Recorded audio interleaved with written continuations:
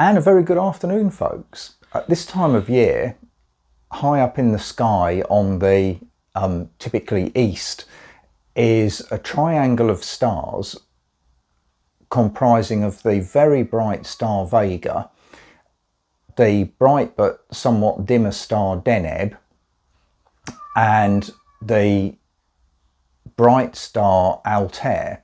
And these three stars form what's known as the summer triangle. And in the months between typically June-ish and about September, October, this summer triangle contains many of the treasures that astrophotographers and visual astronomers like to look at. The Milky Way, hello Pebs, I know, the Milky Way run, I know, the Milky Way runs straight through it. And so lots of the nebula and stuff that I like to photograph all fall within there. Now, several years ago, do you want to go out? You're going out again? All right then, come on. Go on, out you go.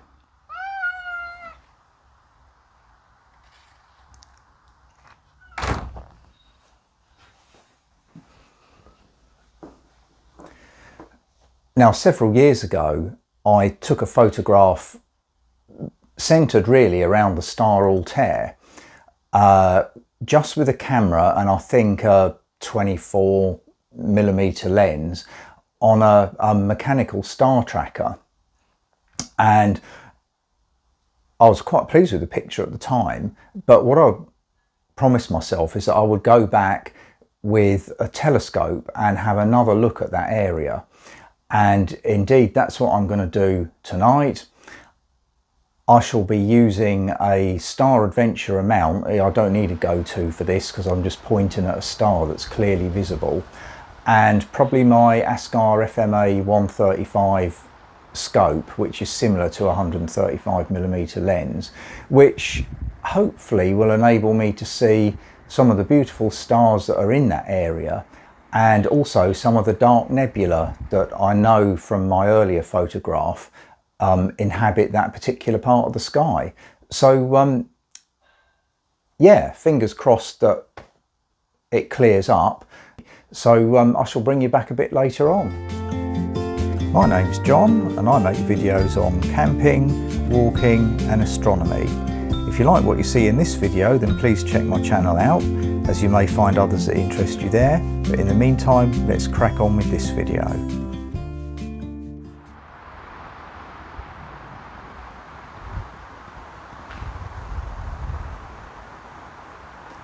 Altair should appear just up there. Well, I must say it's looking extremely promising at the moment. And I'm going to try something new today. I'm going to have my camera up here, not mounted on a counterweight arm. I'm going to put it straight on a ball head. It's easier to frame your subject up that way. And somebody made a comment on an earlier video that they were doing the same thing and not getting any star trailing. The balance was good enough. So that's what I'm going to try this evening.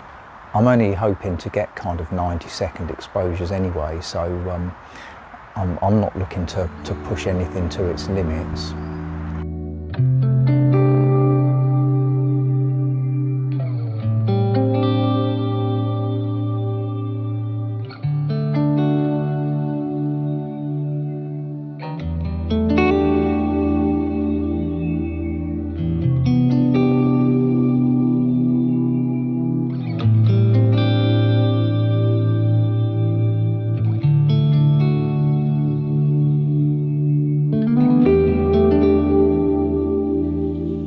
Well, about a month has passed since I did the last little segment of the video, and you can probably see behind me there the weather's turned much more autumnal. Yeah, there's been lots going on here at Camping Astronomer HQ, which is the reason for the long delay for this second bit of this video. And I'll probably take you out on the next video for a coffee and a cake, and I'll fill you in on all the gossip. But anyhow, now I've got to cast my mind back a few weeks. I did enjoy using the Star Adventurer. It's a great little mount if you just want to go outside quickly and get some imaging done.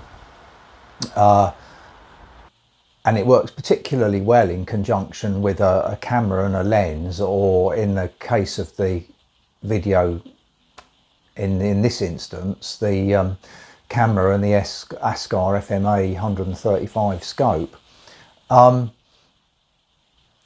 Yeah, so in the end I did, it was an hour's worth of 90-second exposures.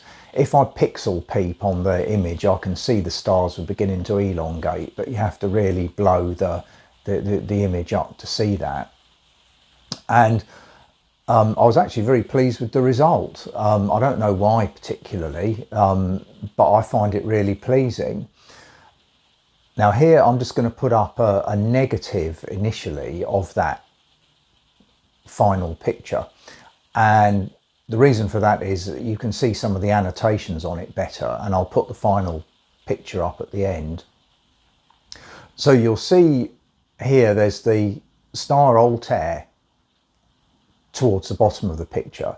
Above that is a star Tarazed, and just to the right of that in the picture is a white patch in the shape of an E, and this is Barnard's E, which in real life is actually black because I've inverted it.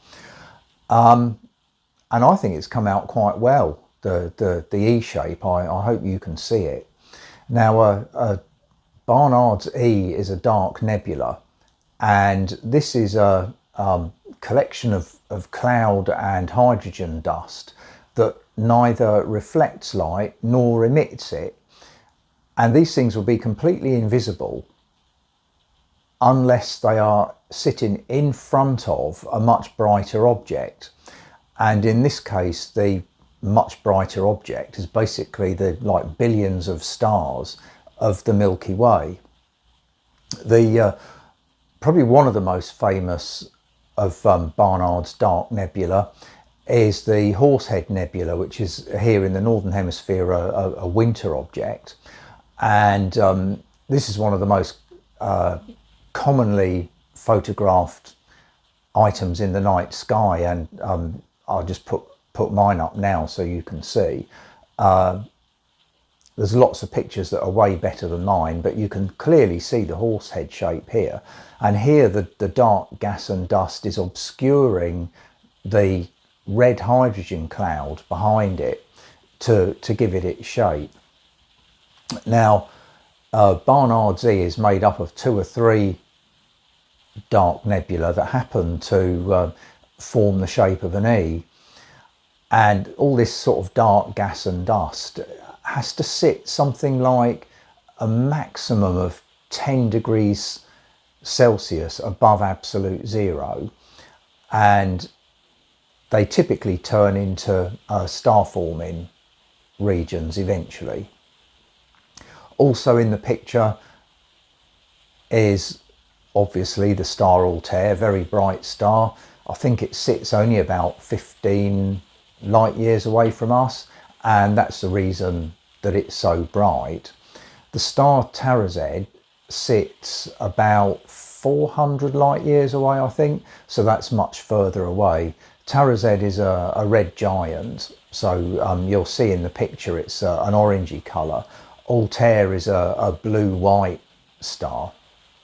One of the notable features about Altair, although you wouldn't see it in the sort of picture I've taken, is that Altair rotates about its axis once every 9 hours, whereas the Sun does it once every 28 days or so. And the effect of this very fast rotation is that Altair actually isn't round, it's kind of slightly oval shaped. But you can't get that off my picture at all. I think one of the things that I like about this part of the sky is the concept that through a pair of binoculars, so you don't have to spend any money on any posh kit at all, it still looks absolutely amazing. And I think Barnard Z you can pick up with a decent pair of binoculars. Certainly the Starfield and the Star Altair and Tarazed would come out very well, and you don't have to try very hard to find it, because if you just centre the Star Altair in your binoculars, you're looking at the right part of the sky.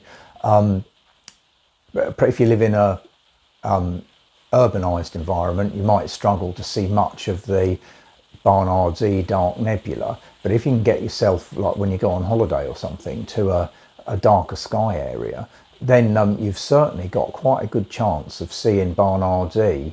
And somewhere I've got some 10 by 50 binoculars that I shall have to drag out and test the concept. Although from my back garden here, it's a kind of edge of an urban environment, so I'm not 100% convinced I'd see anything. But anyway, the picture that I processed, as I say, I'm actually very pleased with, and I don't really know why. But I think it just looks a lovely picture with the two primary stars, Altair and Tarazed, and the dark nebula Barnard Z sitting in front of billions and billions of stars that are part of our Milky Way. So yeah, I'm dead chuffed with it. I shall put it up now, and I'll see you next time. Take care.